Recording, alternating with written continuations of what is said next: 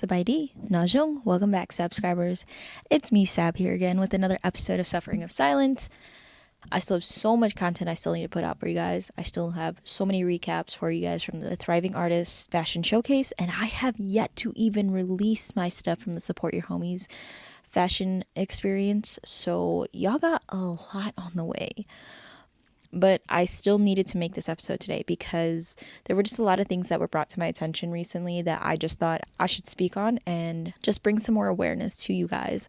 So obviously, Suffering of Silence is based on, well, this was always going to be built on love. And everything that I share with you guys personally, these are things that I've experienced myself. But I also just, I guess I never really thought about this topic today too much because I've never really had an actual dating life, because much of my dating life was just quite literally me just finding someone and then getting into a relationship immediately and not necessarily taking the time to really date. So I never really thought about that whole process too much. And it's like I occasionally would go on dates, but it wasn't enough to say I even had a lot of experience with it.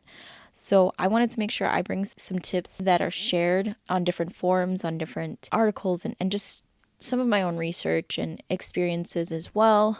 Because recent things in my life have just pointed me in that direction of maybe I always talk about what you should do in order to prevent, to maybe remove yourself from the situation once things are toxic, and not necessarily even thinking about before that even happens, before you can even allow yourself to get into a toxic relationship or situation, how you can just kind of identify these things and pinpoint when you should walk away sooner. I guess for me too, I've always had this mentality of, hey, I'm not saying I'm just saying give everyone a chance, but when I find someone interesting and I believe they're worth giving a chance to, and then I start to build this bond with them immediately, and then I have a hard time letting go of that. And as I'm learning, at least, that even when I'm not even romantically interested in someone, as I'm getting to know someone in general, and I think that's also important too, is not necessarily putting that label on it can sometimes help you see things a lot clearer and understand whether it's something that you would be interested in pursuing romantically. But also, sometimes in certain situations and scenarios, things need to be cleared. Things need to be clearer before anything goes further, right? So anyways, I'm about to go on a tangent. So I was having a conversation while I was having a therapy session. And my therapist, she helped me figure out the best way I can even share this information, because the issue with this was that I was looking at this in my own personal experience, and I wasn't and that's great and all, that we can share from personal testimony and bring awareness based off of our own experiences. That's wonderful, that's great. But the difficult part with that is you are then, I guess, in some way clouding certain judgment as well, and not necessarily sticking to the facts. And I wanted to make this episode because I really wanted to share these things with women and men as well, on how you can be just aware and attentive of certain things while you're dating. So the craziest part is that this wasn't even this whole topic and the inspiration behind making this episode. It transpired from something that wasn't even a romantic situation, at least in my perspective. And just with recent events in my life, I was very frustrated. And I knew that I needed to speak out about something. And I'm just but how can I approach this in the best way to where it won't necessarily, it'll bring the awareness that I want to share, but also not necessarily harm anyone in the process of sharing these experiences. So a lot of you guys may or may not know that I am a solo traveler. Or at least I should say, for the most part, I do travel alone a majority of the time. And so there's certain things that you have to learn as a solo traveler, and things that you just have to be hyper aware of, especially your surroundings and just things you have to think about beforehand to ensure that you are protecting yourself and preventing as many mishaps from happening. So I think even then I miss certain things, and I overlook certain things because after a while, things become so nuanced to you, and you forget that there's certain things that you have to put in place to protect yourself from ever letting things escalate. And that goes with dating, that goes with anything, right? When you are doing things, when you do something routinely and it's become a pattern for you, it's become a habit for you, you sometimes forget those small details of things. And so I just want to make sure that I am bringing the awareness to you guys. And it's not even necessarily just dating per se. I want to actually just spread awareness on how you can prevent yourself from being placed in a situation where you feel coerced. So I of course, just like a lot of other people in this world, men and women, we all experience a situation in which we have been coerced into doing some things that we are not completely comfortable with doing. And a lot of the time, we don't realize those things until we've done it. And the difficult part is that now the word no is not as respected as it should be. And time in which the word no is still not respected. And I say still not respected because I'm more than sure that this is nothing new. This has happened since the beginning of time. And I just want to share some facts for people and maybe help empower someone to stand on their boundaries.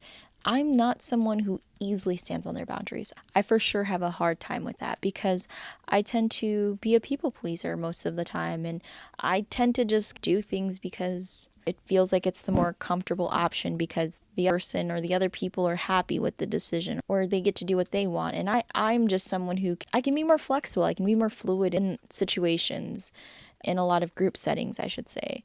But if I'm being honest, as I've grown into myself more, I've learned more and more that I'm someone who I do have a way that I like things to be. I do have certain, I don't know, I guess there's just shit I like. I just like having shit the way that I like it. And the more I stand on that, the more I realize that I don't necessarily bend as much for other people anymore. And that's not necessarily a bad thing. Or at least it shouldn't feel bad to anyone because you are not in this world to make anyone else happy other than yourself. And that's the important thing to remember. And as you build confidence in yourself and you learn what you do and don't like, I think that's the more important thing, is knowing what you do and don't like and what you're willing to and not willing to do. That is very important. And that all comes with learning yourself and knowing who you are. And the more I learn myself and the more I know who I am, it's become a lot easier for me to realize when someone's crossing my boundaries. And so I think we all can speak from personal experiences that we've all been put in a situation in which we have chosen to make the other person happier over yourself. And I think realizing it and then, so I think the difficult part is once you realize that you've done that, you feel worse about yourself. And I want to keep especially young women from feeling that way, whether it's in a sexual encounter or it's just simply even in a group setting, or if you feel uncomfortable at any point with something, I just feel like it's important for you to speak up on that. And I know it's easier said than done because, again, I was that person. It was always easy. It's always easier said than done. But knowing that you're not comfortable with something and you get that gut feeling and realizing you just simply will not accept it, go with that gut feeling. It's always better to be the girl that stood on her boundaries than to have allowed other people to walk all over you. And like I said, this doesn't just pertain to romantic or sexual encounters. Like this can mean so many ways in your life. For example, if your friend is asking you, even deciding on what you want to go eat or where you want to go, or if y'all are going out and you want to go to one specific bar, one specific club, and your friends say they want to go here and there instead, or they're feeling this instead. Finding a way to speak up for yourself, that is always difficult too. But making sure that you can try to find a middle ground in that situation. I feel like those are smaller things that you would probably encounter in life in which you could probably find a way to compromise and still end up okay on. But first, you have to learn to stand up for yourself and say when you're not comfortable with something. Say when you don't like something. Say when you actually want to do something different. And no one's like, it's definitely a safer option to stick together, but obviously finding a compromise. Spend half the time at this club and then you guys go to the one that you want. Just small shit like that. You know what I mean?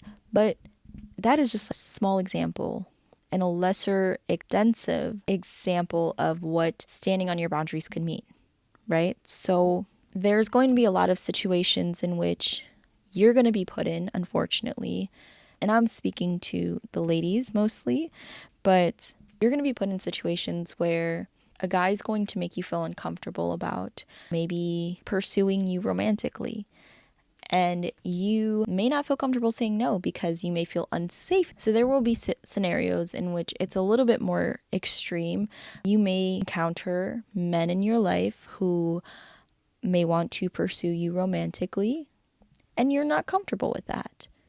But knowing that you are not comfortable with it and saying no and believing in yourself and believing that you made the right choice is important, because there have been times in which, me personally, I knew I wasn't ready to date. I knew that I wasn't interested in someone, and I still allowed myself to fall for it. And I allowed myself to feel guilty for rejecting someone. And I ended up being in like a 5-year relationship with my abusive ex. And that's an extreme situation, obviously. And from personal testimony, I've also been in situations where even my significant other has been the one to coerce me to even have sex when I just simply was not in the right space to. Either I was just simply no longer checked into that relationship, or there were times where with my abuser, he would say the most awful shit to me. He would throw shit at me. We'd be arguing and really fighting. And then he would just force me to have sex because it's supposed to be cute to have makeup sex after a fight. And to me, no. My feelings are hurt. You didn't apologize. You didn't talk this through with me, and I'm not okay. And that's a form of coercion. That's a form of sexual assault, actually. So these things can happen even when you're with someone, even when you're dating someone, even if you're in a relationship with someone. You have your boundaries for a reason.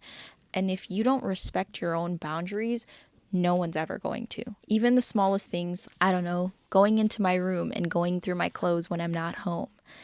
That is a boundary that some people may have, and you've got to stand on it. And so when you put your foot down and you set that boundary with people and you make that clear, they don't cross those lines with you.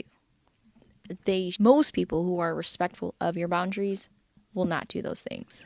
Or for me personally, I've learned that it's sort of a pet peeve to me when someone I don't know takes my phone off of my charger and then just uses it without telling me. I think that's just mad disrespectful. And the least you can do is actually ask me before you do that. Just saying. That's something small, right? Those are things that can be worked out. But I'm also saying all of this because, like I said, I've had personal experience with it. And I really want young women to be able to learn these boundaries about themselves. Things that you don't like, address it immediately. And I know it's harder because I can be so passive aggressive. I am that person. Sometimes I just let shit slide because I'm not trying to be the girl that forces it all the time, that always has something to say. But sometimes you just got to address shit, right? And another part of this episode that I want to also talk about is, just to segue into this, we all hear the stories about people in the industry, not just young women, but people in the entertainment industry, how often they are taken advantage of by people of a higher stature, whether it's quite physically a higher stature or someone who just has a larger audience than you or a larger following than you. And it's easy to fall into the trap of, I can see how it can be so easy to fall into the trap of, oh yes, your coercion of you telling me, trading certain things about myself in order to, I don't know, make it, I guess, in the industry. And I know how easy that seems like it could be, and I know how it could seem like that is the only option, but I just want you to understand you can still stay true to yourself, and you can keep your promises to yourself and not put yourself in those situations and still make it. You don't need to do that to yourself in order to make it in this industry. I don't know. I'm not a good example of it. I haven't made it anywhere, but I'm just saying that I'm just tired of seeing people being taken advantage of, because this industry it's easy for that to happen. It's easy for someone to, even for example, they might be working with a bigger creator and they may have a way bigger following than you, and they may have all of these certain accolades that are way greater than yours, and you are just starting out. And it might seem in that way that is some level of grooming, that is some level of manipulation, and they may ask you to trade yourself, trade your soul, trade your body, just so they can quote unquote help you make it in this industry. And I'm just here to remind you that you don't need to do that. You don't need to do that. Yes, of course, there will always be someone that will be that disgusting and that much of a pig. But for every one of those, there's going to be someone else who is much more genuine. Someone who's actually willing to work with you and help you strive for your success in the right ways, without having to sell your body, without having to sell your soul. And like I said, I'm not a great example of it because I haven't made it anywhere. I'm just starting off. I'm still trying to find my way. But I genuinely believe with my whole heart that I don't need to sell my body or my soul just to make something of myself in this industry. And I, unfortunately, to those slimy ass pigs and gross ass people, I will never fall for that shit. I believe that I'm strong-willed enough to not fall for that shit. And part of me is still pretty naive to believe, hey, there's some people that might actually be genuine and I might trust them at first. But I believe that I've learned some lessons, especially as of recently. I've learned some things and some tips and tricks that maybe will help me in the future. I'm sure they will help me in the future, and how to see these things before it happens, before I can put myself into these terrible situations. And I'm very fortunate and grateful that I made it out of the situation virtually untouched. But I just want to share certain experiences and tips and notes with other women, especially. But this can also apply to men too. Don't ever let someone take your vulnerability as a weakness. Because the reason I started this podcast was also because not only to just lay it all out there and be honest and open about my life and being transparent, but it's also because the reason I choose to live that way is because I refuse for anyone to tell my story for me. I will always choose to tell my story for me, myself, my own perspective, my own experience. I will never allow someone else to tell my experiences for me. So I believe that for me, sharing my experiences can also heal parts of me that need to be healed. And I just want to make sure that everyone who this can affect, I just want you guys to know that there's a community out there. I don't know if I haven't found it yet, but at least it's a safe space here for you to be able to share your experiences and talk about it. And just some red flags that I've personally discovered, just some things that I want to bring awareness to and make sure you guys are on the lookout for. As you're navigating your career through the entertainment industry, don't just assume that everyone is a good person. It's hard for someone like me, and I'm sure for most people, it's hard to not see people that way because you're always seeing the best in people, and you always have. So I'm not just naive because I believe that people are, like, I like to give people a chance, but I think for me, it's also the fact that I'm not ill-willed. When you have a genuine and pure heart, you never think that other people are moving in a shady fucking way. You're never thinking that. And you don't want to think that, because you're like, I'm a genuine person. I operate from a place of love. So you want to assume that that's how it is for everyone. But it's safer that you don't assume that, unfortunately. And it's not to say that you should let the world jade you from working and operating from a place of love. It's just simply that don't assume other people do the same. Don't assume everyone does the same. Give them a chance to really show you whether or not they are there for the right reasons. And as much as I complain about how my own city doesn't show me love and my own city doesn't create opportunities the way that other cities have for me, the experiences that I've gone through here have taught me and given me the opportunity to just navigate a larger group of people in other places. And so basically, I'm saying all of this to say, sometimes these life lessons have to happen in order for you to have a better intuition, but keep the tips in mind, keep these things in mind. And I just want to make you think about these things as you are navigating through this industry.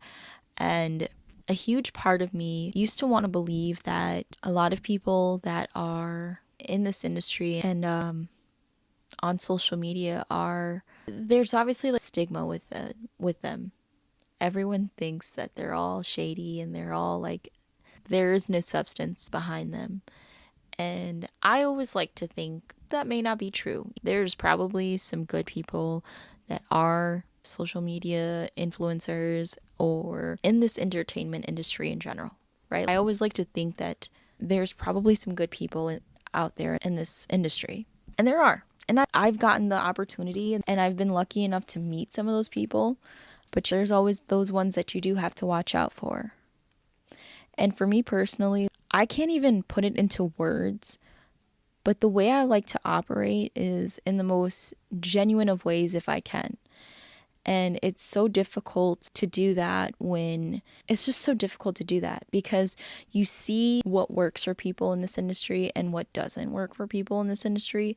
And it's very hard to be yourself and be genuine and actually find a lot of success, at least quickly.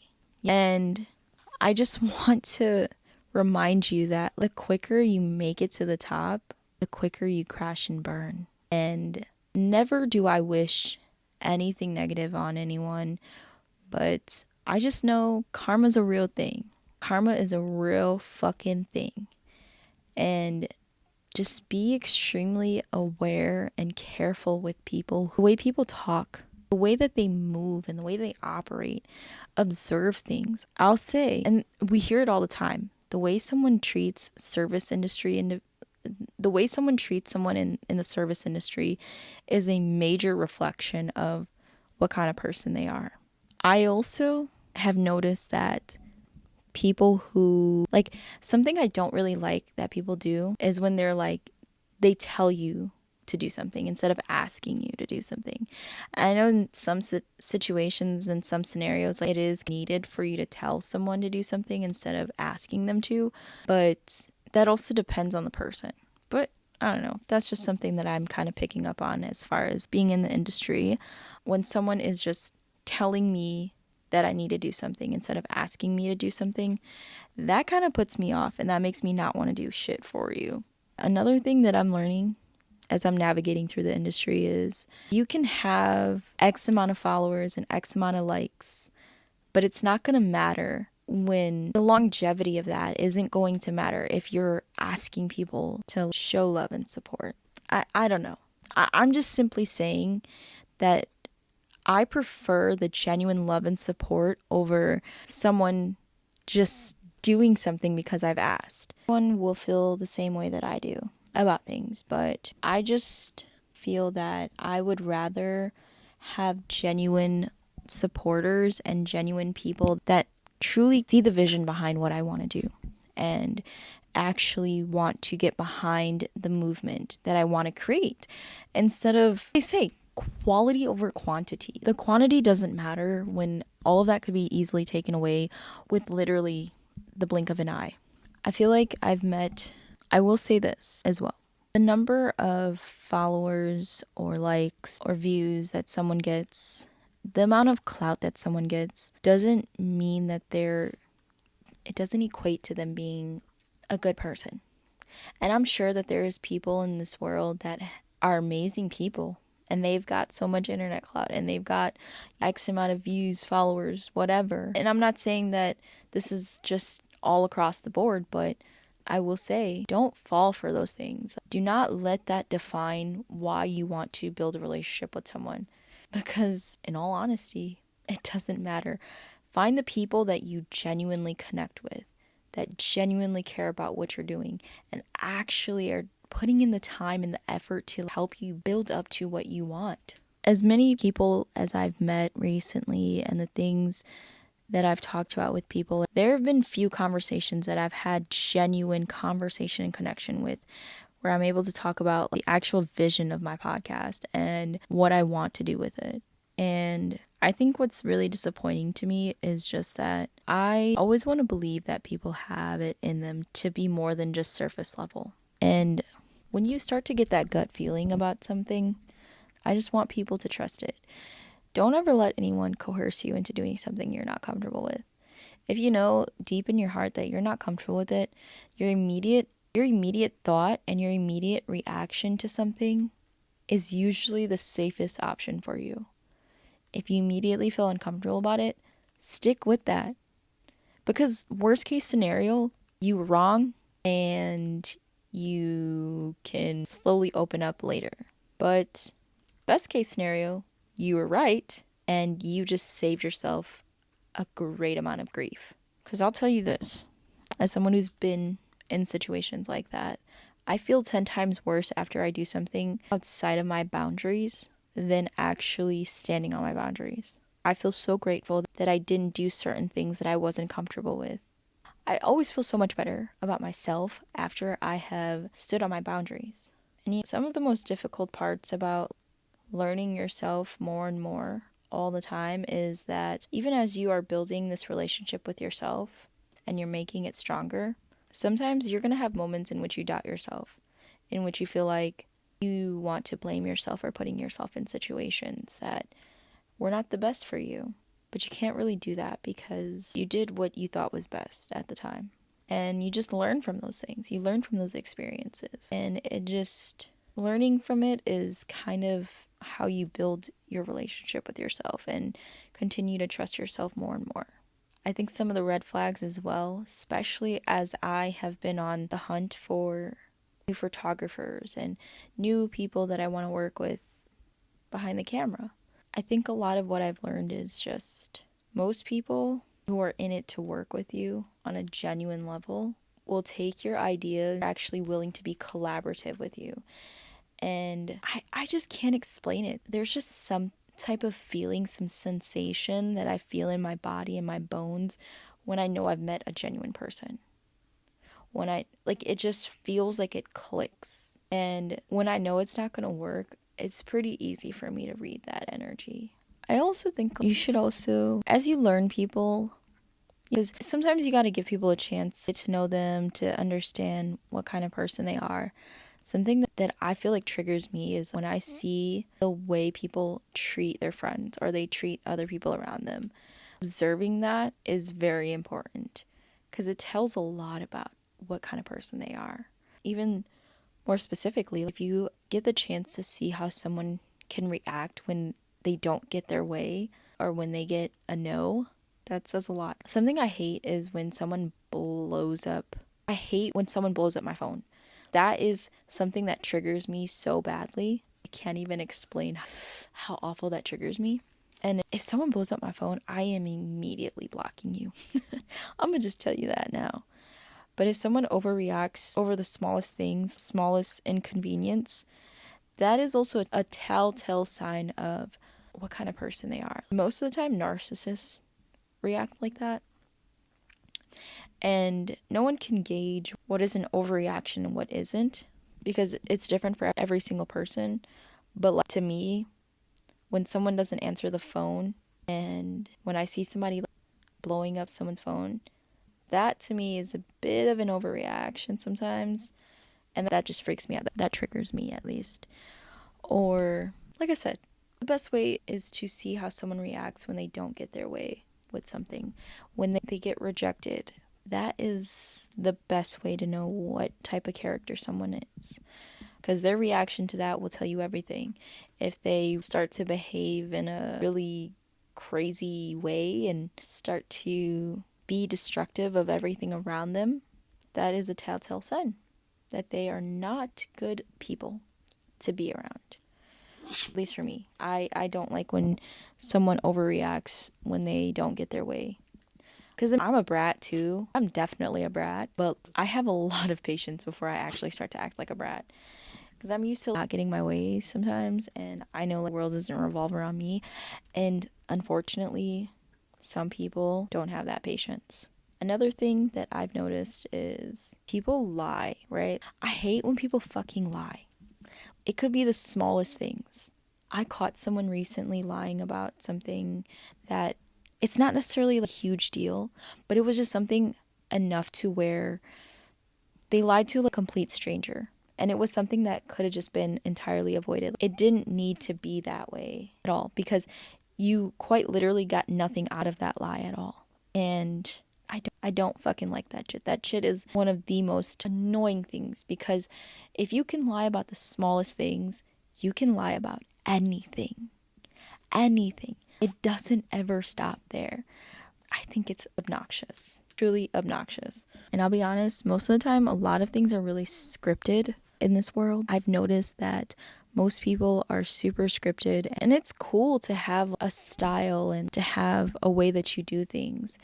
But sometimes I like seeing the authenticity of things. I like to see the candid moments in life captured if I could. And that's why I do this. That's why this is why my podcast is formatted the way that it is, because I want people to feel comfortable that this is not scripted. I want y'all to know, edit things out. I cut things out, but it's not scripted. I sit here and I just ramble because I think that's more authentic and it feels more warm and welcoming. It's really difficult being in the entertainment industry and not running into people who will offer to buy your soul. That's like not quite literally, maybe figuratively, but literally as well sometimes. But it's important that you know that you still have the option to say no. You still have the choice to say no. It is not the only way to do it.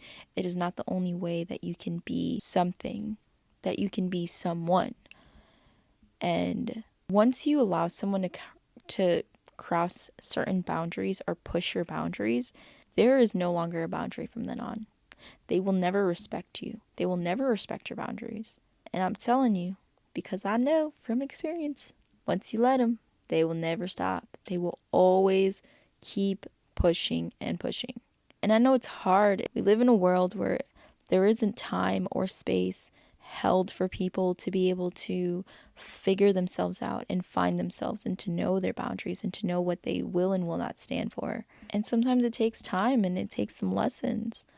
But just take a moment to learn those things about yourself, because that's more important than anything. Your happiness comes before anything. But it doesn't matter whether you are trying to make it in the entertainment industry or if you're, like myself, a bartender. You still have boundaries that you can absolutely put into place. And just because you work in an industry like that does not justify anyone mistreating you, disrespecting you, crossing your boundaries, and objectifying you. Never accept that type of shit. And even for people who are like sex workers, you deserve respect just as much as anyone else, because we're all fucking human beings. Honestly, my whole thing is most of the people who cross your boundaries and disrespect you, they don't have boundaries. They don't respect themselves. They don't have boundaries. They don't know what boundaries are. And that is why they just walk all over yours. And that's the problem, is nobody wants to. It's not that no one wants to show them or teach them what boundaries and respect actually looks like. It's the fact that they don't give a shit. They don't give a shit. They don't want to know those things. They don't care to know those things. So it is best to take time to observe things before you trust anyone too much. And if you start to see those things where they lack those boundaries, they lack the respect for other people, how they interact with their friends and other people around them, if that seems disrespectful and it seems like there's a lot of actions that they do that you cannot accept, there's going to be better people that come across you in your life that are way more worth it than that. So don't sell yourself short. Just know you deserve better than that. So this can apply to all situations, not just as you're in the entertainment industry, if you're a bartender, if you're a sex worker, it doesn't matter. This applies to all situations, friends, relationships, business partners, you name it. It all works the same way, even family. So I will sign off for today. I'm going to link some things in the description, some websites and some articles that you can read about. Don't let yourself get too comfortable with people too quickly, especially when you're dating someone. Never take someone or suggest any places that you frequently go to. Never do that in the first few dates, because that is something that it'll not only ruin it for you, but it will allow them to, you could very well develop a stalker from that. But I want you guys to read some of these resources that I'll be linking, just because there's a lot of things that you can look out for just to protect yourself and find what works best for you. And trust, like I said, trust your gut, trust your instincts, because there's a reason that your body is telling you that something doesn't feel right. And you gotta learn how to self-regulate that and do what you gotta do to make sure you're safe. So that's all I got to share right now. I'm going to make sure I get all these videos finished and uploaded and shared with you guys. So anyways, you guys know where to find me. You'll find me at Suffering of Silence Pod on TikTok and Instagram. And of course, make sure you subscribe to the YouTube channel, because that's where all of the Portapod series will be dropping. Again, they don't really make good audio episodes. They are definitely more of a visualization, especially so you can see the outfits. But send in your stories, send in your experiences. I want to read some stories. I want to actually share some stories, not just my own. But ask some questions even. Comment. Something. Alright, I'm gonna head out because I'm pretty tired at this point. And I just got back from a photo shoot. But I'll talk to you guys later.